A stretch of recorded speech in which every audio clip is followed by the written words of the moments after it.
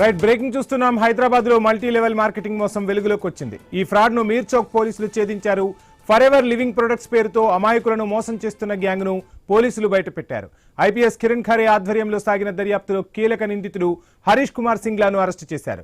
Digital marketing ను ఆయుధంగా చేసుకుని తక్కువ సమయంలో ఎక్కువ డబ్బు సంపాదిస్తారంటూ ప్రజలను ఆకర్షించినట్లు పోలీసులు వెల్లడించారు. ట్రైనింగ్స్, ఆన్లైన్ క్లాసుల పేరుతో 199 నుంచి 249 రూపాయల వరకు వసూలు చేస్తూ ఐఎస్టీ, ఎంటీ, ఎఫ్టీ ట్రాక్ల పేర్లతో ప్యాకేజీలు చూపించి మరింత డబ్బు వసూలు చేసినట్లు గుర్తించారు. ఈ మోసంలో పలువురు బాధితుల నుంచి డబ్బులు వసూలు చేసినట్లు పోలీసులు తెలిపారు.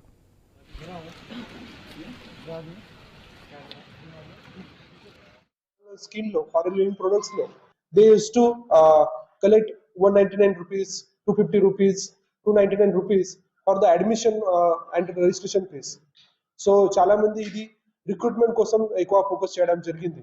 స్పెసిఫిక్ గా కొత్త మెంబర్స్ కి రిక్రూట్మెంట్ చేసి వారికి ఈ ప్రొడక్ట్స్ సేల్ చేయడానికి ప్లాన్ చేయడం జరిగింది. ఇది multi level marketing scheme foreign living products గురించి ఫ్రాడ్ జరిగింది. దాంట్లో ఒక సక్సెస్ఫుల్ గా పోలీస్ సైడ్ నుంచి ఆపరేషన్ చేసి మేజర్ అక్యూజ్ కి ఇక్కడ అరెస్ట్ చేయడం జరిగింది. అతని పేరు ఉంది Harish Kumar Singla. Is 61 year old. ఆయన కంట్రీ సేల్స్ మేనేజర్ ఉన్నాడు. Is from Gurugram. సో దాంట్లో మన పోలీస్ సైడ్ నుంచి మిర్చోక్ లో అండర్ క్రైమ్ నంబర్ 62/2026 లో ఇది కేసు రిజిస్టర్ చేయడం జరిగింది.